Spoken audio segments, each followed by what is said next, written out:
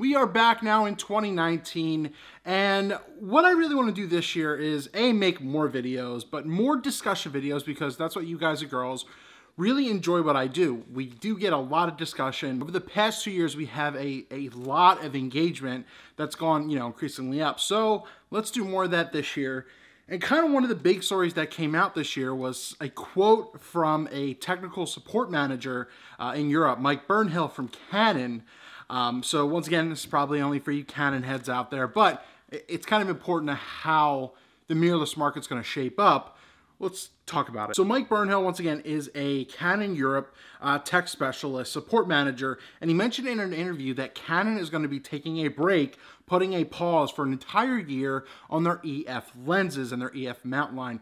Now, once again, I think that's only in regards to lenses he was talking about, so I still think we might see a DSLR or two come along the way, obviously, with that EF mount.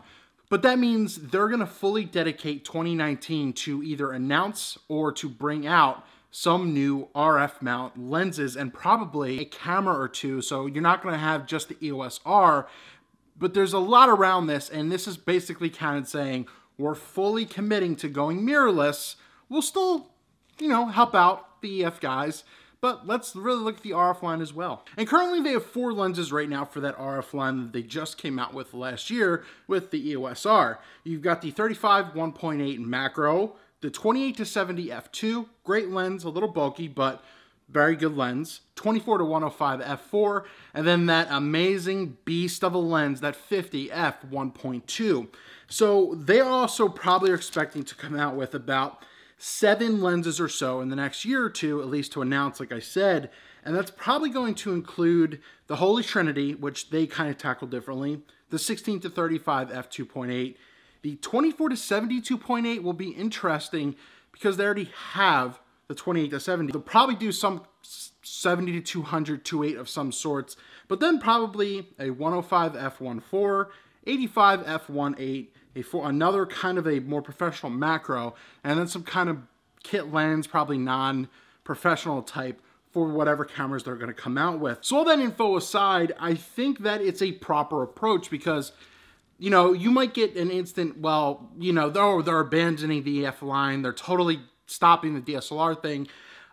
That's not true. I don't think that's going to be true for a long time from now. But I do think it's important that Canon kind of gives a crud about what's going on in the mirrorless line, since now they're fully into it and they put out, a full frame camera into it. They still have a little bit to improve on there. We all know whatever from 2018 with the EOS R. Whatever your thoughts are about the Canon EOS R from 2018 and whatever I've mentioned as well, it's important that they say they're catching up to mirrorless. I mean, they really have a lot of catching up to do, and they really have to put out another camera that suits people. But they're in an interesting spot with the whole camera stuff. But it is important that they do develop native lenses for it. I know a lot of people who did buy the EOS R, they didn't mind adapting their EF lenses to it, but they would have wanted to go native in that regard. So, that being said, I don't think they have to concentrate on the EF. They have upgraded a lot of their stuff, and I really don't think anything new is needed. I honestly couldn't tell you. I mean, a lot of their lenses are now newer, faster, and everything, so it's not like you've got some ancient ones out there. But what are your thoughts on that if you're a Canon user? Do you think, especially in the EF DSLR line, do you think that they need to update more lenses this year? Are you expecting anything of any kind of sort? Once again, I don't think there's anything needed at this point in time. Whatever's out there is already out there, and it's pretty updated, in that regards. And the image quality, autofocus capabilities are absolutely amazing on a lot of the lenses out there, especially the Holy Trinity. But that just leads to think how they're going to price and expense these lenses going forward in the RF line. Nikon users should also kind of be aware and alert with this kind of stuff. Nikon hasn't said they're fully dedicating like they're doing with Canon.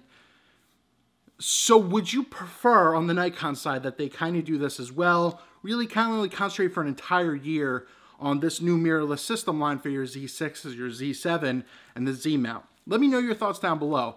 But I don't think there's any issue, I don't think there's any controversy with Canon saying, hey, we jumped into it last year, we didn't do a ton, we did enough, but now we're going to look into it. You already have enough for the other line. Let us and see what's there. I think it's a very smart move, actually. Let me know your thoughts down below. Is Canon abandoning their line? Should Nikon do it as well? let's discuss.